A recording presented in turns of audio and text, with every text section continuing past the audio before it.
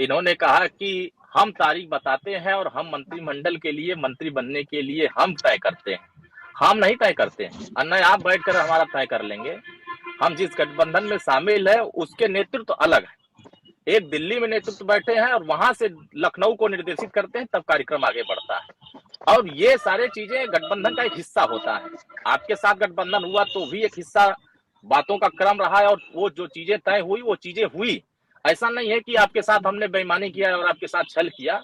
जितनी शिद्दत से हम लोगों ने काम किया उतनी शिद्दत से ऐसा नहीं है। सवाल यह है कि मंत्रिमंडल का माननीय ओम प्रकाश राजभर जी ने कभी डेट निर्धारित नहीं किया। पत्रकार भाई जाते हैं और वो सवाल करते हैं कि अब तो माननीय मुख्यमंत्री मिल गए, अब लगता है शपथ होने जा रहा, अखबार में छप जाता है, टीवी पर चल जाता है।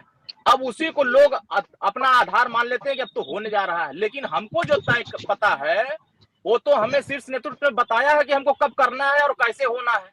और ना ही यहाँ पत्रकार भाइयों को पता चलेगा और ना पैनलिस्टों को पता चलेगा। भारतीय जनता पार्टी एक ही वसूल है, जो टीवी पर चलता है वैसा होता नहीं, और जो नहीं चलता है वैसा ही होता है। आप देखिएगा, ये तो 100% तय है कि माननीय ओम प्रकाश राजभर जी मंत्री बनेंगे, लेकिन वो न पत्रकार तय करेंगे और ना ही हम तय करेंगे। वो ऊपर के नेता तय करके वो डेट बता देंगे, और उसकी चिंता हमें नहीं करनी। हम उसके पीछे काम नहीं कर रहे हैं। आप देखे होंगे कि बिहार में हमने 10 रैलियां किया, पटना तक जाकर के हमने बड़ी बड़ी रैली किया। हमने उत्तर प्रदेश के कई जिलों में हमने बड़ी बड़ी जनसभा रैली किया। महिलाओं का एक समूह इकट्ठा करके महिला हक अधिकार महारैली किया। तो वो हमारे कार्यक्रम चल रहे हैं। लेकिन सवाल ये है कि हम जाति जनगणना की बात भारतीय जनता पार्टी के साथ नहीं कर रहे हैं। हम 20 साल से कर रहे हैं, चाहे इधर रहेंगे चाहे उधर रहेंगे, हमारे ये एजेंडे में शामिल रहेगा। हम रोहिणी कमीशन की बात कर रहे हैं। राष्ट्रीय स्तर पर माननीय राष्ट्रपति महोदय जी को पहुंचा है रिपोर्ट।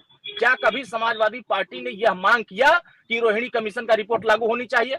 क्या कभी समाजवादी पार्टी ने यह मांग किया कि राष्ट्रीय पिछड़ा वर्ग को संवैधानिक दर्जा मिला है तो राष्ट्रीय पिछड़ा वर्ग आयोग ओबीसी मंत्रालय का गठन कराए?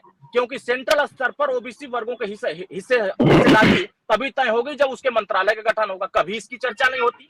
सत्ता में रहते हैं तो ओबीसी याद नहीं आता है, सत्ता से बाहर जाते ही सारे ओबीसी याद आते हैं। आज श्री राहुल गांधी खाली तीन ही हमारे ओबीसी मंत्री हैं, 3 ही हमारे मंत्रालय में अधिकारी हैं।